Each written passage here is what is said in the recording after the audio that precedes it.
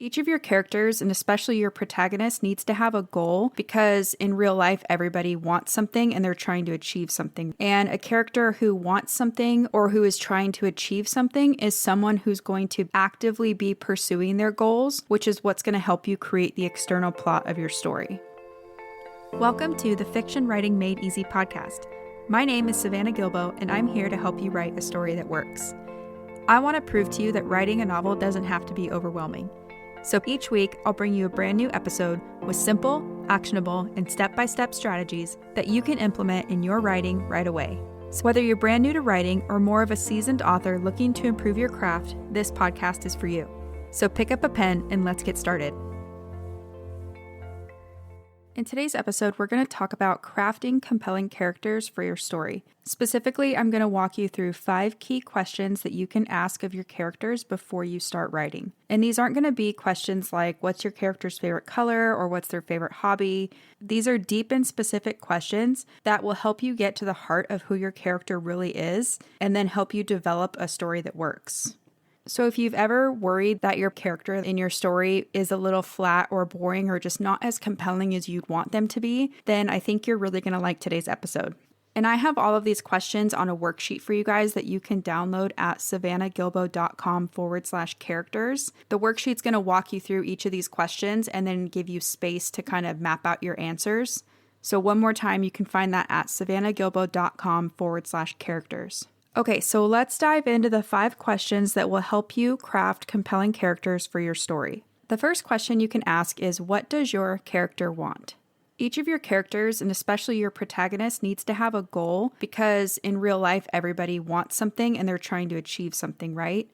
And a character who wants something or who is trying to achieve something is someone who's going to actively be pursuing their goals, which is what's going to help you create the external plot of your story. And then once you know your character's overarching story goal, you can come up with smaller goals that he or she will need to accomplish in order to achieve that overarching story goal. These smaller goals are going to be your scene goals. So if we take a murder mystery, for example, we know the detective's overarching story goal is going to be to catch the murderer and to bring him or her to justice, right? That's the overarching story goal. But then some of the detective's smaller scene goals might be to uncover a clue or chase down a lead with the intent that each of these things gets them closer to uncovering who that murderer is, right? So those are the detective's smaller scene goals that add up to the overarching goal of finding the murderer and bringing him or her to justice. Whatever these smaller scene goals are, they should move your character closer to the climax of the story. So in our example with the detective and the murder mystery, we want the detective to be moving closer to uncovering who the murderer is, right? These smaller goals should also help to create change in your character by giving him or her more confidence or sometimes more doubt, depending on the kind of story you're writing. And they should also come with consequences that force your character to react and that push your plot forward. So the very first question you want to ask here is, what does your character want before we meet him or her on page 1? And then how will that initial goal change after the inciting incident of the story drags them into the main conflict? So a good example of this is in the Hunger Games when we meet Katniss Everdeen. She's all about keeping her family safe, right? She wants to keep them safe and fed and do whatever it takes to provide for them, right? And then when the inciting incident comes, which is when Katniss's sister, Prim, gets her name called as District 12's tribute, it makes sense that Katniss is going to volunteer for her because her initial story goal is to keep her family safe and protected. So then when she gets dragged into the actual Hunger Games, her goal shifts to her own survival, right? So it's kind of like group or family survival, and then it shifts into her own individual survival as she gets dragged into the arena.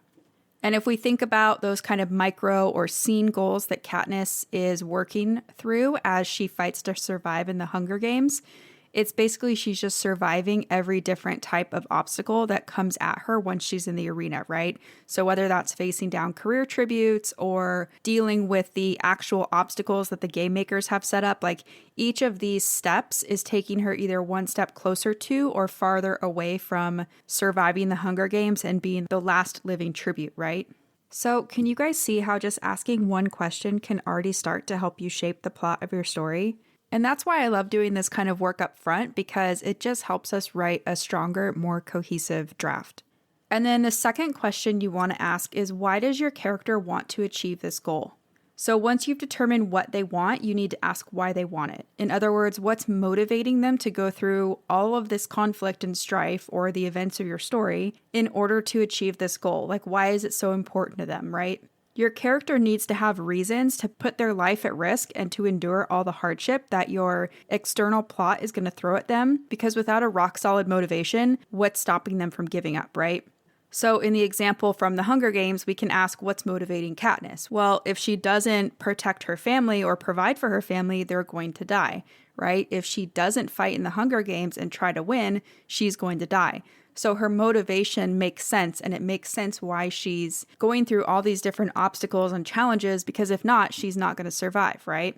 And of course, not every story is going to have such high stakes or such a strong motivation like life and death, but whatever your character's motivation is, it needs to be strong enough to push them through the story without allowing them to give up. And it needs to be specific and personal enough that it feels believable to the reader. So if your character's goal was to win a gold medal, you want to ask why. So why does your character want to win a gold medal? What does this goal specifically mean to him or her? Or what's motivating your character to go through all the training and the dieting and just, all the things that come with training to win a gold medal, right?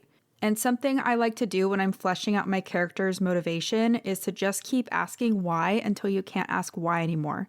And this is really going to help you come up with a strong and organic feeling motivation for your character. So after you know what your character wants, you want to ask, why does your character want that thing that he or she wants? And then what will achieving this goal or accomplishing this thing, what will that mean to your character? So how will it affect their life? The third thing you want to ask is, what's standing in your character's way externally? And that's because if your character could automatically achieve their story goal, then you would have nothing to write about, right? So that means you're going to need to throw some kind of conflict in your character's way to keep things interesting for your reader and your protagonist. And it's not just to keep things interesting, it's also to force that kind of change that readers are going to expect to see in a story, right? Readers don't want to read a story where nothing changes and the characters don't grow, because that would just be boring.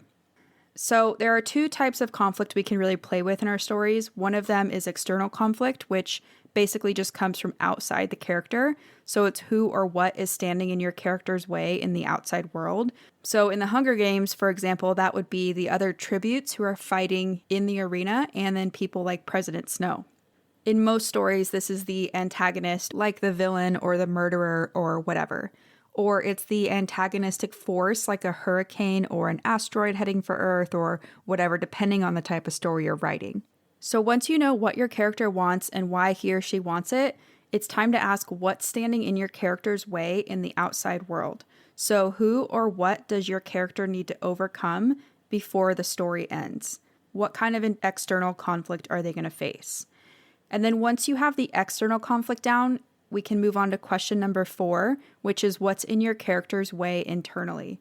So just like in our own real life, your character is going to have a past. They're going to have a backstory that's full of everything that's ever happened to them before the reader meets them on page 1, right? And this backstory is going to color everything that's happening to them in the story present. So to really uncover what's standing in your character's way internally, you're going to have to dig into your character's relevant backstory to uncover useful pieces of information that's not only going to help your character feel like a real person, but is also going to help you create inner conflict for your character to face and some kind of inner conflict for them to overcome, right? So inner conflict is really whatever your character brings to the story, both emotionally and intellectually. This can be something like doubt, maybe in themselves or their abilities. It can be confusion about how the world works, some kind of false belief about themselves or the world, just any of these things that we grapple with inside of ourselves. And then whatever kind of internal conflict you come up with, this is what your character is going to need to face and overcome in order to succeed in overcoming their external conflict. So for example, in a story like Harry Potter and the Sorcerer's Stone, Harry's internal conflict really centers around the fact that he's not fully aware of what happened in his past, and he doesn't quite believe that he deserves the title of the boy who lived or this reputation for defeating Voldemort when he really doesn't even remember what happened. So he kind of has this lack of confidence or lack of self-belief that he has to deal with in that book in order to really go up against Voldemort at the very end, right? So you can ask things of your character like, what fears or false beliefs are preventing your character from achieving their goal right away? Or something like, what lesson does your character need to learn in order to achieve their external story goal? So do they need to overcome some kind of doubt? Do they need to overcome an outdated worldview, or maybe something like a lack of confidence or a lack of self-trust? Just whatever these internal issues are, that's what we're digging for here. And then question number 5 is, what's at stake if your character succeeds or fails? So what do they have to lose if they're unsuccessful in accomplishing their goal? And what do they have to gain if they're successful in accomplishing their goal? And the reason this is important is because as your character pursues his or her goals, they're going to have to make choices and initiate different actions in order to move closer to accomplishing their goal, right? And like I mentioned earlier, when we were talking about your character's motivation, if there's not something strong enough that's motivating them or not something big enough at stake, then why wouldn't they just give up on their goal, right? So to make a story interesting, we want to have conflict, but we also want to have something at stake. So something your protagonist stands to lose or gain over the course of the story. So these could be public stakes, like something that affects other people besides your character. So maybe, if the character doesn't stop an asteroid from hitting Earth, then a lot of people are going to die, right? Or these could be something like personal stakes that mainly affect your character and have personal and significant meaning to him or her. So I kind of like looking at the Hunger Games again for this, because there are personal stakes for sure, because if Katniss doesn't come out of the Hunger Games alive, then obviously what's at stake is her life, right? That's very personal to her. But as she comes to realize that this whole thing is kind of more corrupt than she ever knew living in District 12, the stakes become a little more public because, she really wants to bring down the whole system, right? And stop these games from ever happening and stop the Capitol from having control over everybody, right? So there's a really good mix of public and personal stakes. So for this one, you basically want to ask, what does my character stand to lose if he or she is not successful? And what does he or she stand to gain if she is successful? And that's it. That's 5 questions that you can ask of any character in your story to flesh them out in a way that's actually going to help you write your story and then also make them more compelling to readers. Now, some of you might be wondering, how many characters should I answer these questions for? And I always recommend answering these 5 questions for at least your protagonist and your antagonist, but you can answer these questions for any important character in your story too. In fact, answering these questions for your secondary characters will just help you feel like they're real people and can even make it easier for you to write their actions and behaviors because you can kind of see the whole picture of who they are and what they want. So it's really up to you how much work you want to do, but I highly recommend doing this work for at least your protagonist and your antagonist because it will save you so much time and energy in the long run. Now, let's do a quick recap. Question number 1 was, what does your character want? So what does he or she want before the reader meets them on page 1? And then what does your character want once the inciting incident comes in and just kind of shakes up everything? So what's their overarching story goal, the main goal they're going to be chasing from start to finish? And then question number 2 is, why does your character want this? So why is he or she going to risk their life or their happiness or just all this effort in order to accomplish it? Like, what does this goal mean to them? And then question number 3 is, what's standing in your character's way externally? So who or what is standing in their way and preventing them from accomplishing their goal right away? Question number 4 is, what's standing in your character's way internally? So what kind of self-doubt, lack of confidence, false belief about themselves or the world, like what's standing on their way in the inside? And this is what your character is going to need to overcome in order to successfully overcome the external conflict of the story.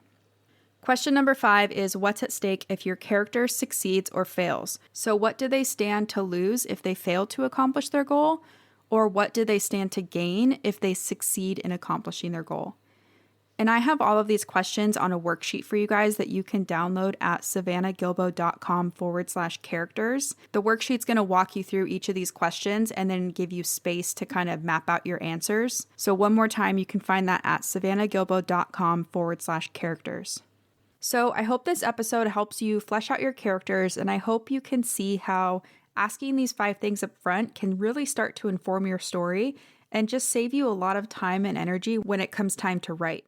And I would highly encourage you guys to take one of your favorite books and review these 5 questions for the protagonist of that story to see if you can pick out the answers for each of these questions. For me, that's kind of the easiest way to learn, so I always recommend people do that. I think sometimes it helps if we can see it in action in a story that works. So that's it for today's show. As always, I want to thank you so much for tuning in and showing your support. If you want to check out any of the links I mentioned in this episode, you can find them over at savannahgilbo.com/podcast. And if you haven't done so already, make sure you subscribe to the show because there's going to be another brand new episode coming out next week.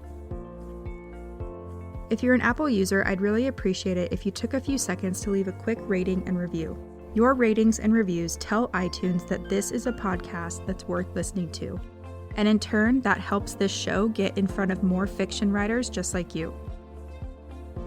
So that's it for today's show. I'll be back next week with a brand new episode. Until then, happy writing.